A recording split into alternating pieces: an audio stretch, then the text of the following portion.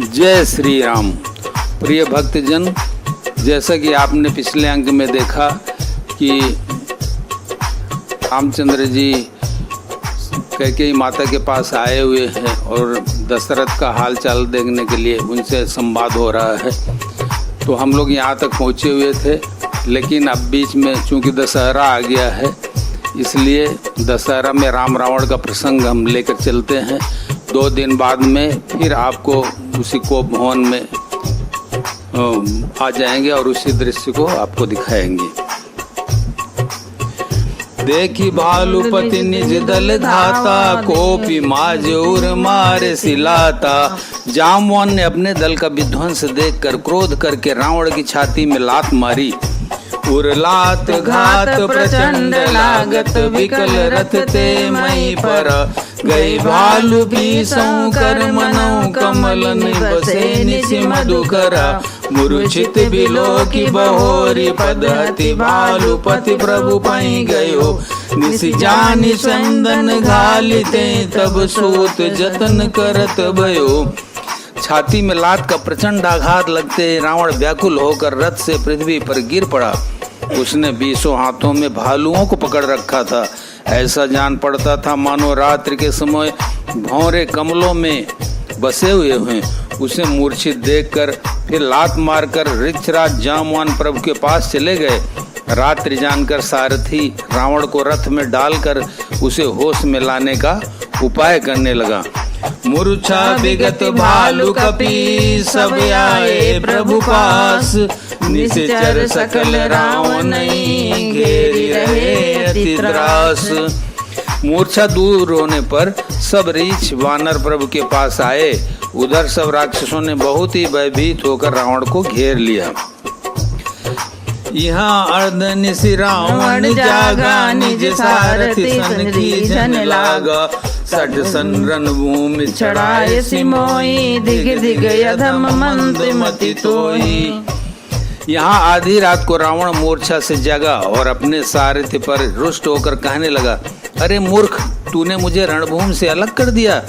अरे अधम, अरे मंद बुद्धि, तुझे धिक्कार है, धिक्कार है।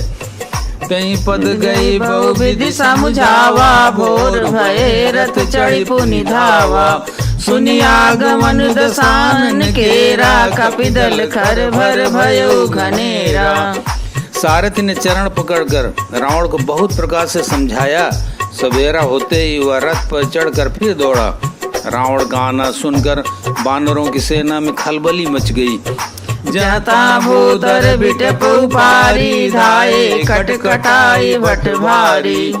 वे भारी योद्धा जहाँ तहाँ से पर्वत और वृक्ष उखाड़ कर क्रोध से दांत कटकटा कर दौड़े। धाये जो मरकट विकट भालु, कराल कर भूधर धरा। अति कोप करई प्रहार, मारत भज चले रजनी चरा। बिचलाई दल बलवंत की सन, घेरी पुनि रावण लियो। चौदिस चपेटनि मारी, नखन बिदारी तनु व्याकुल कियो। विकट और विकराल बानर भालू हाथों में पर्वत लिए दौड़े। वे अत्यंत क्रोध करके प्रहार करते हैं। उनके मारने से राक्षस भाग चले। बलवान बानरों ने शत्रु के सेना को विचलित करके फिर रावण को घेर लिया। चारों ओर से चपेटे मारकर और नखों से शरीर विदीर्ण कर बानरों ने उसको व्याकुल कर दिया। देखी महामरकट प्रबल, रावण कीन विचार। अंतरहित होई निमिष मऊ, कृति माया विस्तार। बानरों को बड़ा ही प्रबल देखकर रावण ने विचार किया और अंतर्ध्यान होकर क्षण भर में उसने माया फैलाई। जब कीन ते पाखंड भये, प्रकट जंतु प्रचंड। बेताल भूत पिशाच कर धरे धनुष नाराज। जब उसने पाखंड माया रचा तब भयंकर जीव प्रकट हो गए। बेताल भूत और पिशाच हाथों में धनुष बाण लिए प्रकट हुए। जोगिनी गए कर बाल, एक हाथ मनुज कपाल। करि सद्य सोनित प्राण, नाचई करई बहुगान। योगिनियां एक हाथ में तलवार और दूसरे हाथों में मनुष्य की खोपड़ी लिए ताजा खून पीकर नाचने और बहुत तरह के गीत गाने लगी। धरु मारु बोलई घोर, रही पूरी धुनि चौर, मुख बाई धावई खान, तब लगे किस परान। वे पकड़ो मारो आज घोर शब्द बोल रही है, चारों ओर सब दिशाओं में ध्वनि भर गई। वे मुख फैलाकर खाने दौड़ती हैं, तब बानर भागने लगे। जहाँ जाई मरकट भागी, तं भरत देखई आगी, भय बिग बानर भालू, पुनि लाग बरसै बालू। बानर भागकर जहाँ भी जाते हैं वहीं आग जलती देखते हैं। बानर भालू व्याकुल हो गए। फिर रावण बालू बरसाने लगा। जाता थकित करी कीस, गरजो बहुरी 10 शीस, लक्ष्मण कपीस समेत, भय सकल वीर अचेत।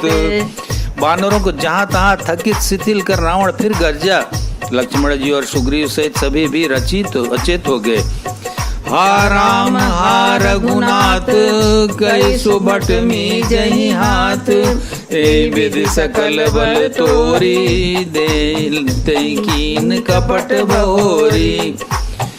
हा राम हा रघुनाथ पुकारते हुए श्रेष्ठ योद्धा अपने हाथ मलते यानी पछताते हैं। इस प्रकार सबका बल तोड़कर रावण ने फिर दूसरी माया रची। प्रगटे से विपुल हनुमान, धाये गए पाषाण, तिन राम घेरे जाई, 14 बरूत बनाई। उसने बहुत से हनुमान प्रकट किए जो पत्थर लिए दौड़े। उन्होंने चारों ओर दल बनाकर श्री रामचंद्र जी को जा घेरा। मारो धरो जनि जाए, कटकटाई पूंछ उठाई, दंदिस लंगूर विराज, तेई मध्य कौशल राज। वे पूंछ उठाकर कटकटाते हुए पुकारने लगे, मारो पकड़ो जाने न पावे। उनके लंगूर पूंछ 10 दिशाओं में शोभा दे रहे हैं और उनके बीच में कौशल राज श्री राम जी हैं। तेई मध्य कौशल राज, सुंदर श्याम तन शोभा लही, जनु इंद्र धनुष अनेक की, बरबारी तुंग तमालही। प्रभु देखी हरस विषादुर, सुर बदत जय जय जय करी। रघुबीर एकहि तीर, कोपि निमेष महु माया हरि। उनके बीच में कौशल राज का सुंदर श्याम शरीर ऐसे शोभा पा रहा है मानो ऊंचे तमाल वृक्ष के लिए अनेक इंद्रधनुषों की श्रेष्ठ बाढ़ घेरा बनाई गई हो। प्रभु को देखकर देवता हर्ष और विषाद युक्त हृदय से जय जय जय ऐसे बोलने लगे। तब श्री रघुबीर ने क्रोध करके एक ही बाण से निमेष मात्र में रावण की सारी माया हर ली। माया विगत कपि भालू, हर से बिटप गिर गई सब फिरे। सरनि कर छाड़े राम रावण, बाहु सिर पुनि महि गिरे। श्री राम रावण समर चरित, अनेक कल्प जो गावई। सत शेष सारद निगम, कवि तेउ तदपि पार न पावई। माया दूर हो जाने पर बानर भालू हर्षित हुए और वृक्ष तथा पर्वत ले लेकर लौट पड़े। श्री राम जी ने बाणों के समूह छोड़े जिनसे रावण के हाथ और सिर फिर कट कट कर पृथ्वी पर गिर गए। श्री राम जी और रावण के युद्ध का चरित्र यदि सैकड़ों से सरस्वती वेद और कवि अनेक कल्पों तक गाते रहें तो भी उसका पार नहीं पा सकते। ताके गुण गण कछु कहे, जड़मति तुलसीदास। जिम निज बल अनुरूप ते, माछी उड़ई आकाश। उसी चरित्र के कुछ गुण गण मंद बुद्धि तुलसीदास ने कहे हैं। जैसे मक्खी भी अपने पुरुषार्थ के अनुसार आकाश में उड़ती है। काटे सिर भुज बार बहु, मरत न भट लंकेश। प्रभु कीरत सुर सिद्ध मुनि, व्याकुल देखी कलेश। सिर और भुजाएं बहुत बार काटी गई, फिर भी वीर रावण मरता नहीं।